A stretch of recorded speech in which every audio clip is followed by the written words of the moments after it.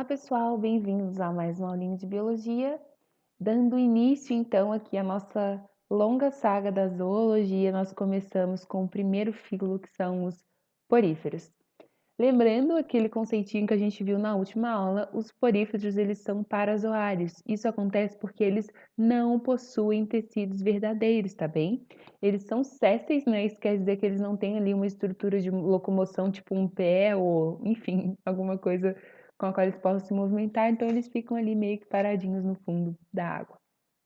Eles são indivíduos aquáticos, tá? A maioria das espécies são de origem marítima, tá? Mas nós temos algumas espécies lucícolas também. E eles são indivíduos filtradores, tá? É assim que eles adquirem o seu alimento. Coloquei aqui uma imagenzinha porque antigamente, né, os poríferos eles eram utilizados como esponja de banho. Não todo tipo, né, porque algumas espécies são bem duras, mas existem algumas espécies que são ricas em fibras de espongina, que é um tipo de colágeno, e elas eram utilizadas para tomar banho, antes de existirem essas esponjas sintéticas que a gente tem hoje. Hoje em dia ainda é comercializado, tá? É bem carinho até, gira em torno de R$ 50 o preço de uma esponja dessa, mas dizem que tem inúmeros benefícios. Então vamos ver como os poríferos são classificados. Em relação à simetria, eles são assimétricos, tá? A gente raramente consegue dividir uma esponja em partes iguais. Quando isso é possível, normalmente é uma simetria radial, tá? Mas no contexto geral a gente diz que as esponjas são assimétricas. Em relação à embriologia, eles são ablásticos. Os poríferos, eles não chegam à fase de gástrula, tá? A única fase embrionária que eles passam é pela mórula e pela blástula, onde ocorre ali a formação de uma cavidade. Mas como não houve a diferenciação de tecidos, eles não conseguem formar tecidos verdadeiros, tá? Eles não possuem tecidos embrionários. Então a gente diz que eles são ablásticos. É o único filo ablástico, tá bem? Eles são acelomados, né? Não tem nem tecido, como é que vai ter celoma, né, gente? E por causa disso também eles não têm blastóporo, porque o blastóporo só surge na gastrulação, ok? Em relação à estrutura corporal, o que nós temos? Os poríferos, eles vão ser constituídos de uma pinacoderme, que vai revestir externamente esses indivíduos, e uma coanoderme, que vai revestir internamente esses indivíduos. E essa partezinha do meio, a gente vai chamar de mesoílo. Então, a gente vai ver o que a gente tem na parte de fora, no meio e na parte de dentro. Então, na partezinha de fora aqui, nesse revestimento externo, nós vamos ter os pinacócitos, que vão ser as células de revestimento, tá? Elas são umas células achatadas e vão constituir, então, a pinacoderme. A função delas é revestimento. No mesoílo, a gente vai ter 4 tipos de estruturas, basicamente. Nós temos as espículas, tá? Que são meio que o esqueleto desse porífero, tá? A seguir, elas podem ser de carbonato de cálcio e elas podem ser também de sílica. Isso vai variar de espécie para espécie. Em algumas espécies, como eu falei anteriormente, nós temos também fibras de espongina, que vai fazer ela ficar um pouco mais fofinhas e são aquelas esponjas que podem ser utilizadas para tomar banho. Nós temos também aqui no mesoílo o amebócito. O amebócito é uma célula totipotente, tá? Ele consegue se diferenciar em outras células. Por exemplo, quando ocorre a formação de gametas, a célula que origina os gametas são os amebócitos. As células que originam as espículas também são os amebócitos, tá bem? E, além disso, os amebócitos são bem importantes porque eles são responsáveis pela distribuição de nutrientes. A gente vai ver que os poríferos, eles não possuem nenhum tipo de sistema. Não existe sistema circulatório, não existe sistema digestório, não existe sistema respiratório. Então, a distribuição de nutrientes, que seria a função do sistema circulatório, vai acontecer, então, com o auxílio dos amebócitos. A outra célula que a gente vai ter aqui no mesoílo são os porócitos. Eles são células que vão formar os poros por onde a água entra nesses animais que são os poríferos, tá bem? A partir, então, do mesoílo, nós temos a coanoderme.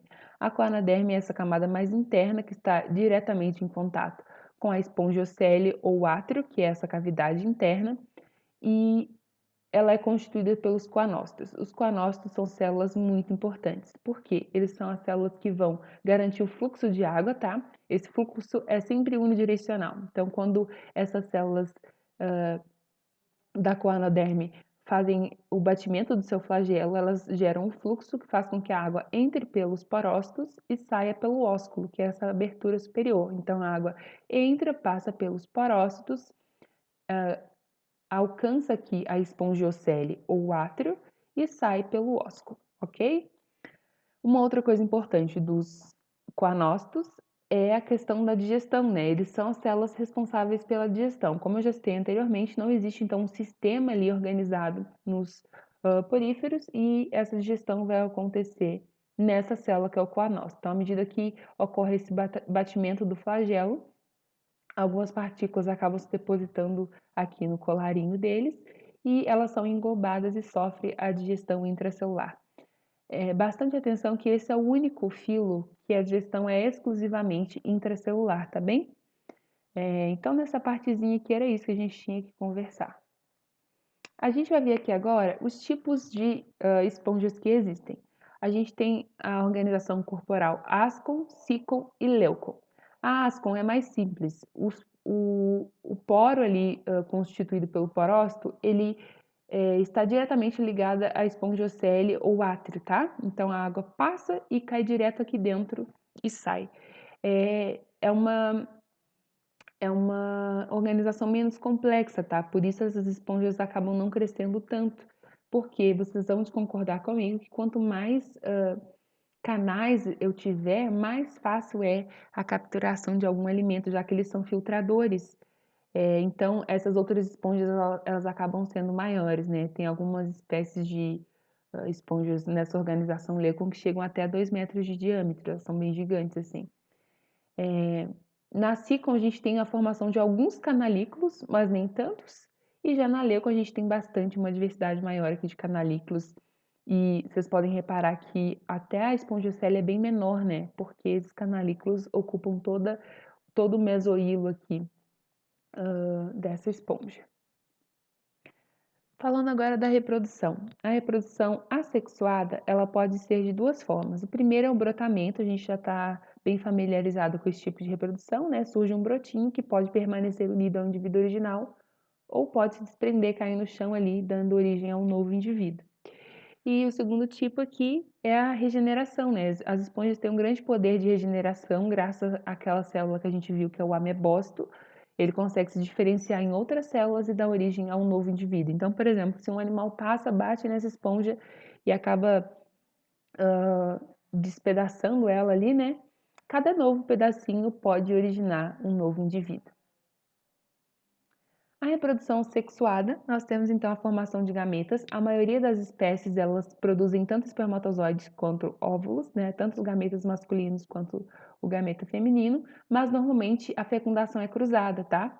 Por mais que essa esponjinha produza os dois tipos de gameta, a preferência é que ela fecunde uma outra. Então, à medida que aquele fluxo de água, que é sempre unidirecional, entra pelo parócito, passa na espongiocele e sai pelo ósteo, ela acaba levando, né, esses gametas masculinos que vão ingressar numa outra esponja e vai garantir a fecundação. Após a fecundação, ocorre um desenvolvimento indireto, que nós vimos numa outra aula aí, e ocorre a formação então de uma larva nadante que é chamada anfiblástula, tá? Essa anfiblástula então pode se fixar num local apropriado que tenha nutrientes ali para ela e formar uma esponja jovem. E esse ciclo continua. Tá bem, pessoal? Então, por hoje era isso e nós nos vemos numa próxima aula.